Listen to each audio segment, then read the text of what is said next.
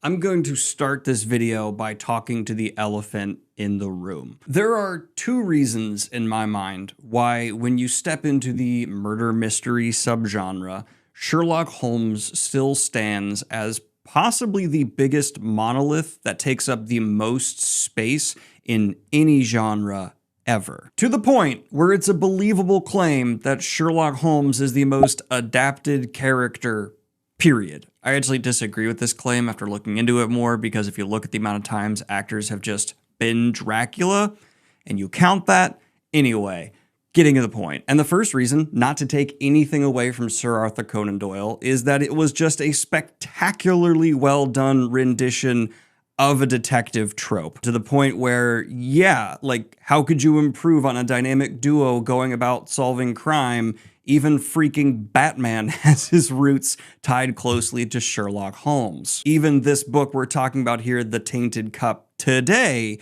is a retelling of the Sherlock Watson dynamic. But the second part is it's incredibly hard to do the actual mystery that plays out before your genius detective in a way that's going to feel different than the formula that Sir Arthur Conan Doyle kind of perfected. But that's not to imply that that formula's gotten tired by any means. That being said, it may not be tired, but if you take the time to learn it, almost any story that walks it is going to become a bit predictable for you. If maybe not in the way where you're going to be able to call certain decisions characters make, in the actual tempo of the story, how things unravel, you're just gonna go, yep, that, and then this, all right.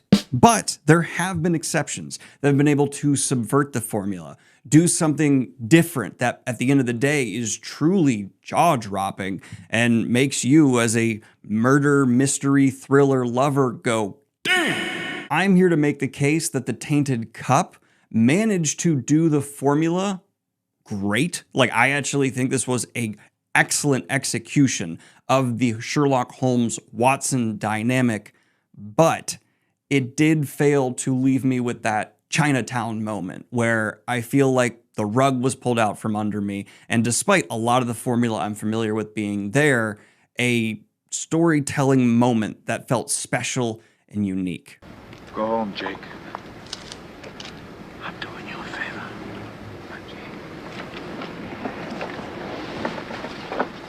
Forget it, Jake. It's Chinatown. I was just craving a point in the story that didn't feel like it was trying to be a really good murder mystery and instead just reached like a profound storytelling moment. To be fair, I, outside of being a massive fantasy fan, am also a murder mystery fan. I mean, I grew up, one of the first books my dad ever put in the hand was Sherlock Holmes, and I binged the series. I've done everything from the Millennium series to Agatha Christie, of course, a whole bunch of noir pulp, and then I went on to also make that something in film I consume all the time, from the aforementioned Chinatown to Shutter Island, Maltese Falcon. I like mysteries. But I also kind of stopped watching them as much because we're aware of the formula, right? Even while watching something as new as Knives Out, you can feel, okay, we're entering for the third act twist and it's going to be followed up by an escalation. And then we're going to get the moment where the detective goes, you think you won, but actually, haha. And it's there. We all just acknowledge that it's there. It doesn't mean the movie's worse.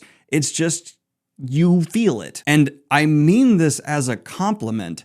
I was enjoying The Tainted Cup so much that when I got an ending, without getting into spoilers, that just felt like a really good execution of the formula, and I didn't get the Chinatown kind of moment, I was disappointed. But that's a compliment, and it should be taken as such. To be clear, I am not saying an ending like Chinatown, where it's all grimdark and horrible. I am just saying a twist, a subversion, a breaking of the formula that has the same level of impact. That's what this lacked. But okay, I've said a whole lot of vagaries. What exactly is this story? The Tainted Cup follows a first POV from Din, our Watson stand-in, who is a new apprentice master investigator, and his assigning to Anna, the Sherlock Holmes stand-in.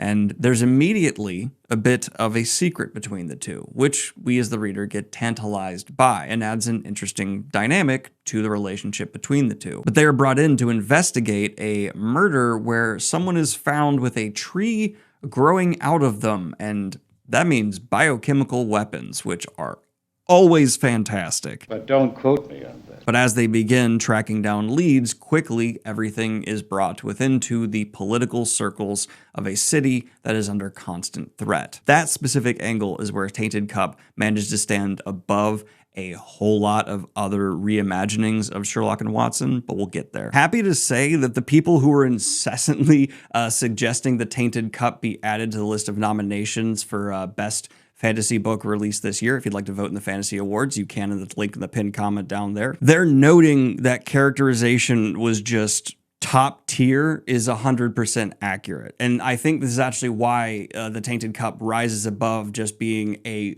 good Sherlock Watson type story and enters the great territory. Because the worst Sherlock Holmes reimaginings forget the and Watson. And Sherlock Holmes as a character, in my opinion, allegedly, does not work if he does not have his straight man next to him, because he's not a comedy character, but he's essentially doing what a comedy character does a lot of the times within a scene. And he can be humorous, but he is not a comedic character. Stop splitting hairs, motherfuckers. Let's get to the point. By George, however did you see that? Because, Dr. Carthew, I looked for it. And the Tainted Cup absolutely embraces that, and the strongest character relationship throughout the whole narrative is these two, Din and Anna, Watson and Sherlock, getting to know each other. Also adding some fun twists on this twisted Sherlock and Watson is the fact that we have some dyslexia, bisexuality, and neurodivergence sprinkled between the two. And as someone who checks 2 out of 3 of those boxes, it's actually really solid rep, especially when it comes to bi guys, where often just written as gay. And instead here, the nuance is taken to actually be like, no, Din, bi. And so I just want to give like bonus character points for representation, because even within the LGBTQ plus community, bi people are only treated a bit better than ace. Conversation for another day. Add in an eidetic memory, not with Sherlock, but the Watson insert, Din. And this is, I dare say, all these hundreds of years later, a pretty gosh darn fresh take on Sherlock and Watson. And there is a secondary conflict between them I will not spoil that permeates under the surface before being addressed at the end in a way that feels, yes, predictable, yes, appropriate for the characters. But another thing to absolutely remember for the mystery genre is just because you see a mystery coming, the big reveal, doesn't make it bad. In fact, sometimes that just means the setup has been good. There's actually like a ton of small great choices as well as a big Sherlock fan for this to feel like not only a reimagining of them, but coming from someone who is also a fan who gets the nuances of what made Sherlock special and great. Like, we even see the myth around Anna start to grow, and guards start to be like, I'll believe anything that person says. They're freaky smart. And yeah, that's a part of Sherlock's legacy. His aura. A lot of the secondary and tertiary characters range from really good to just okay. The focus on the antagonists and the suspects, I feel like could have been punched up a bit, but I'm splitting hairs. And it never felt to me like in the best Sherlock Holmes stories, there's some kind of intelligence that he has to work against from the antagonist. They don't have to be as smart as him, like a full-on Moriarty, but they could be calculated, cold, a psychopath, something that makes it so figuring out why what happened is more difficult than just tumbling through a list of facts. This felt a little too tumbly to me. And the attempt at crafting a direct physical threat beyond just poisoning for our duo just didn't pull much emotion from me. Now, this is going to be subjective. There may be some people out there who have the Tainted Cup recommended to them as just a murder mystery, and the added detail that this is also taking place in like a kind of high fantasy world could end up being a hard pill to swallow. But for me, no, I like that part. And I specifically use the term high fantasy for a reason. I've seen loads of fantasy books try and be a murder mystery as well, or end up just being some kind of detective tale. But they usually end up pulling back a lot on the fantasy, and that was not the case, and I think ended up working for the Tainted Cup for very specific reasons. One, I say this, but magic itself is lacking. And instead, we get a form of alchemy that feels a lot more like a rooted science. I'm not trying to say it's Lord of the Rings, but it does have a commitment to fully fleshing out a world that seems to throw hands with a lot of stories that would be considered true high epic fantasy today. Except it's still remembering at its very core, it's a murder mystery, which is why the successful integration of like wider political elements going on that again tie into fantastical elements related to Leviathans all tumbles down to raise the stakes of the core mystery so much higher. Smartly, there's also the iceberg effect utilized throughout the entire exploration of this world, where there are things where it's like this exists, which implies a whole lot else, but we don't got time for that. And this is actually, it was a quick touch on pacing, a lean book. But the rest of the setting doesn't inform the mystery. Well, it does in some ways, but it more is utilized to raise the stakes of the mystery. Because this is actually taking place in a world, well, that has a specific Attack on Titan Pacific Rim threat going on in the distance. And the actual mystery that's being investigated affects that. And so this becomes more about how like the state is affected by these murders that are going on, murders plural, we'll touch that, which adds a political angle I'm hoping we see explored a lot more in future books, which again we'll be coming back to. I have thoughts on that. All of these fantastical elements, if you are paying attention, in my opinion, have been strategically chosen to not be anything that could undercut the narrative. And the prose with the Tainted Cup are a solid punch above the average for the current state of fantasy right now. And their strongest attribute, in my opinion, is how effectively Robert Jackson Bennett uses them to immerse the reader within this world he is spending a lot of narrative energy in to tremendous effect. It wasn't quite a full-on vibes like Freerin, not in the same ballpark, but there were tinges of like, damn, I could imagine this scene in some kind of beautiful animated in a Ghibli style. But at the end of the day, for some reason, I cannot shake the feeling I wanted more. I wanted something a bit more ambitious and bold. And getting back to what I said we'll touch on later, that's why I'm really excited to hear this is a planned trilogy. I am more excited to see where these characters will go than I was by what they were put up against here in this individual book. Because I feel the potential in this world, in the growing dynamic between these characters who are a bit spicy-brained and have a rock-solid dynamic established in such a short amount of time. And one of my favorite cliche scenes that's in almost any murder mystery worth its weight is the debrief. I love when everything's done and we get our characters sitting down.